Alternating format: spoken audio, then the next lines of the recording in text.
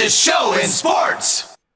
We are already seeing people like the ESPNs and so many of the world saying the Pittsburgh Steelers are Super Bowl contenders.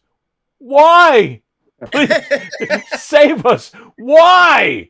I mean, they cut a nice deal with the Miami Dolphins. They get Jalen Ramsey, who's one of the better cornerbacks in the NFL, but they have to send Minkah Fitzpatrick, one of the better safeties in the NFL, to the Dolphins. And we'll get to the Dolphins here in a couple of minutes because I got to say something about them. But again, with a 41-year-old quarterback, as Kevin has mentioned several times, this is not a Super Bowl contender. The Pittsburgh Steelers will not contend for the Super Bowl this year. They will not. Fans, get over it. And I got friends of mine in Pittsburgh, guys. I got friends of mine in Pittsburgh who are going to hammer me for this because they're going to say, how can you say that? We're ready to go. We got a great defense. We're shoring everything up. You're not going to do it. It's a long way to go, and Aaron Rodgers is not going to make it. I mean, again, it's this incessant nonsense that happens in the summertime when we're hearing that the Cowboys are going to go to the Super Bowl, the Steelers are going to go to the Super Bowl. No, you're not. It's not going to happen this year. It's just not. Yeah, it's awful, but I don't care. I'm one of these people that don't watch the NFL draft, don't watch, and actually don't even get into the football season until it starts. But I get it. I mean, Pittsburgh has such a long and historical fan base. From their announcer back in the day, the Terrible Towels, Myron Cope, and to all the years into the Super Bowl years, from Bradshaw on to Roethlisberger and in between. But yeah, I mean, if you just look at the AFC, you don't even have to look at the NFC, but you look at the AFC, there's at least 7 teams I would put above them. You know, of course, Buffalo, KC, Baltimore, Cincinnati. Wait a minute, Kevin. Did you just say Cincinnati? Yeah. Cincinnati. Joe Burrow's coming back healthy, baby. Pittsburgh's not the third. I mean, Pittsburgh's not even the second best team in their own division. Yeah. So I don't, that, and I see the Steelers having a Jets-like season next year. I think it's going to be Jets 2024 all over again with Rodgers. Holy goodness! Why? It's a good thing you're in Panama and people can't track you down because you would have Steelers fans showing up at your door. First off, that's music in my ears. There was nothing better than last year than the Jets spitting the bit and puking all over themselves after everyone got all excited when Aaron Rodgers was coming back. Look, this goes to a bigger issue, and I'm not sure there's any way to fix it. But every time in this downfall, this is also what happens when sports networks only view the prism of sports through 2 sports, the NFL and the NBA. And occasionally a little bit of hockey somewhere. That's all you want to do is talk about these 2 sports. That's all that they're trained to do, and all the producers are trained to do. Okay, but wait a minute. Stop it there. Why? Now, there's a simple reason why, and I want you to tell me. Simple reason. Ready? Simple reason. Laziness. No. Laziness. Nope. What is it? Nope. Money. Because ESPN has a financial, Fox has a financial, Amazon now has a financial. They all have a piece that they have to get involved in with these sports. They all make gobs and billions of dollars from them, so you've got to keep it out there because you have that platform of the Sports Center or the shows, whatever it is, or the social media to drive people to watch the games, download the games, see the games. It has nothing to do with lazy. It has everything to do with greed. Everything. Well, agreed. And what we talked about last week, Ed, about the Cowboys. Why would you possibly talk about the Cowboys in the middle of summer or even at the start of summer? Well, it's playing the hits. The NBA and the NFL is still playing the hits, and it's beyond. I think it's beyond just the contractual thing. But I mean, there's tons of other stuff out there. We could lose all our audience right now and talk about the Florida Panthers. I mean, we could talk about Carlos Alcaraz. Toughing out a 5-setter in Wimbledon. Nobody's listening to that. That was an awesome match, by the way, wasn't it? That was an awesome match. It was great. It was great. Yeah. But nobody's talking about that right now. It's like the shelf life is gone. It was 2 minutes. To this point as well, I have one of my best friends in the business. He's a producer at ESPN. He's a producer of Major League Baseball on radio. And we've always had the conversation. We'd get out of Sunday Night Baseball and there'd be a talk show. And even it happens in October. coming out of a playoff game, and you go back to talk programming when I was at ESPN Radio, and immediately they go right to what happened in the NFL that day, or what's coming up in the NFL tomorrow. And it's like, for the love of God, what are we doing? Part of this, I understand your point, Ed, about the financial aspects. But here's my point of the laziness. I don't think there are enough hosts and people on air, and also people behind the scenes, who know how to talk about baseball. Let me also rephrase this. I don't think there are enough people who actually know how to talk X's and O's of football or basketball, because how many of these topic bars that you see are actual on-the-court related issues? It's all conjecture or rank a list or where do they fall in place. It's all of the hot topics. Listicles. That's all it is, what they call it. The top 10, if you will, the top 5. Yep. It is quick, it is easy, and it gets people to watch and listen. And part of it, again, is because most of these announcers, you have two sets of announcers anymore when it comes to all of these different shows.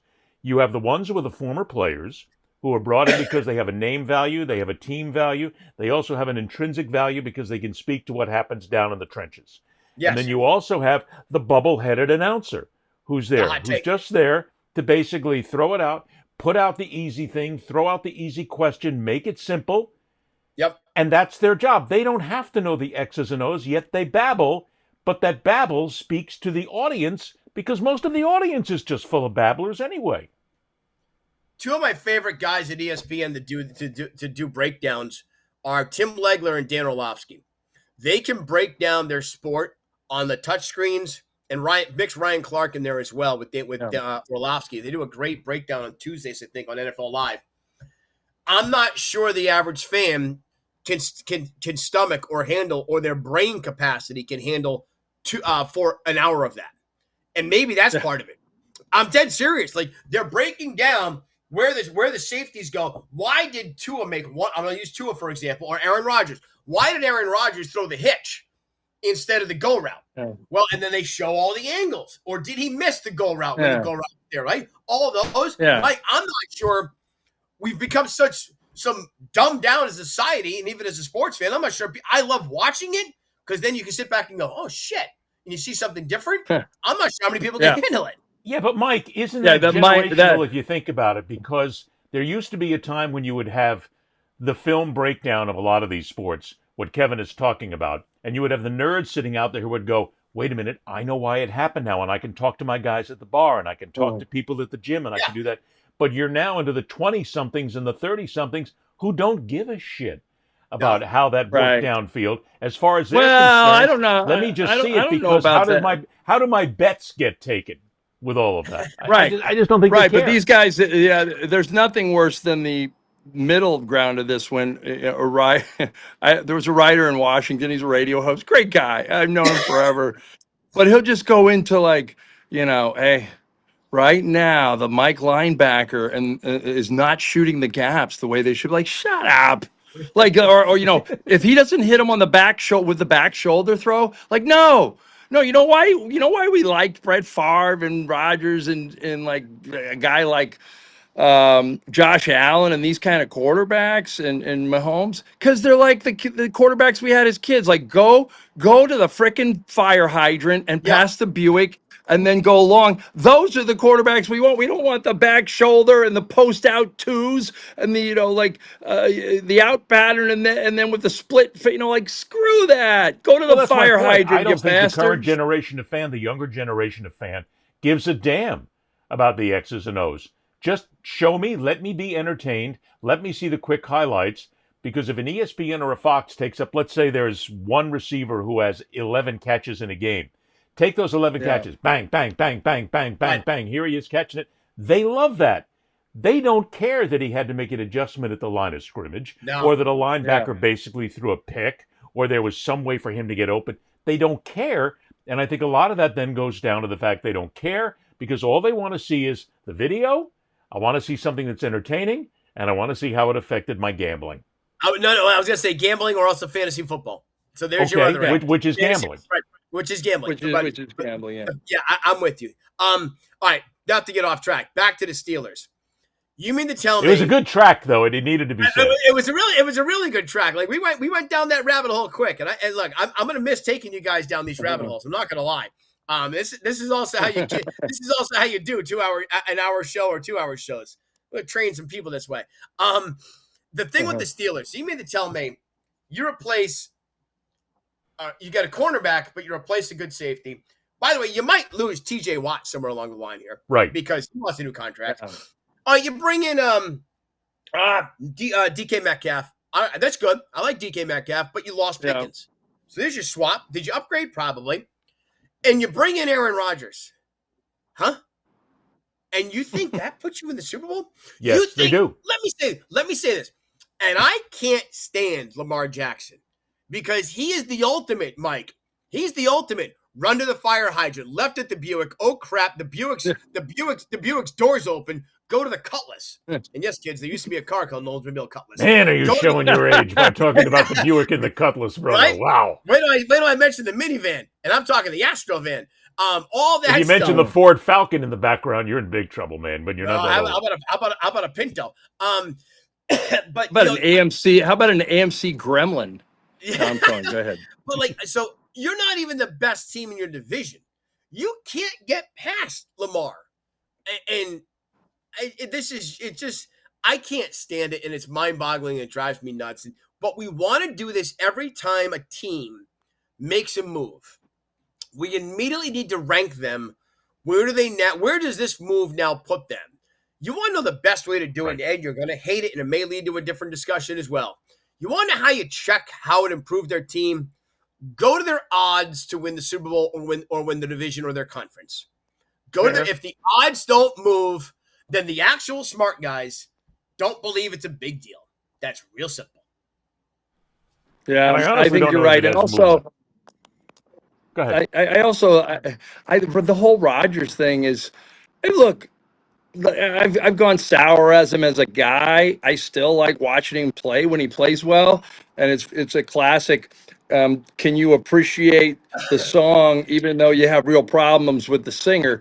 I don't root for him to play poorly, but that said, I could see him retiring as a coach killer. I think this is what finally does Mike Tomlin in Aaron Rodgers. I think Mike Tomlin will, because he gave the blessing on that deal, and he's clearly a respected voice still in that organization. For all the Rooney's loyalty over the years, and families like the Maras before that, I think Aaron Rodgers kills Mike Tomlin's job. I think he gets him fired. Well, it comes down to the point that somebody is going to say, and this will happen eventually. They'll say, well, the Steelers, if they at least get to that first playoff game. No, that's ridiculous. That's nonsense. Right. You hate to say it, but anybody can get to that first round playoff game. If the Steelers don't at least get to the conference championship this year, Mike Tomlin needs to be fired because he's the guy who helped make this decision. I mean, at the end of the day, Tomlin is still the guy who pulls the string on this. He's been there long enough. It's not like somebody in the front office is saying, hey, you better hire Aaron Rodgers or we're going to fire you. No, Aaron Rodgers is his guy. Maybe because there's nobody else out there. It's his fault, or it's to his glory, if you will, if they get that far. But there's just, as Kevin pointed out, the guys with the crooked noses and everybody else looks at this and says, you put a 41-year-old guy who's sitting there on his last lap, that's not a reason to say you're a Super Bowl favorite. Not happening. Yeah. You know what? Tomlin will be a hot commodity if he does get fired. By the way, he will be rehired somewhere else. Sure, because he's on a track. In fact, God forbid if the NFL got to a place where the NBA did probably about 10, 15 years ago, which was you knew there was progress when there was a black retread coach. Like, it wasn't like the black guy got a job and did a bad job and he never got a job again. Like, Mike Brown is up for the Knicks job right now. Oh, my God. Like, Mike Brown's had like 3 or 4 jobs.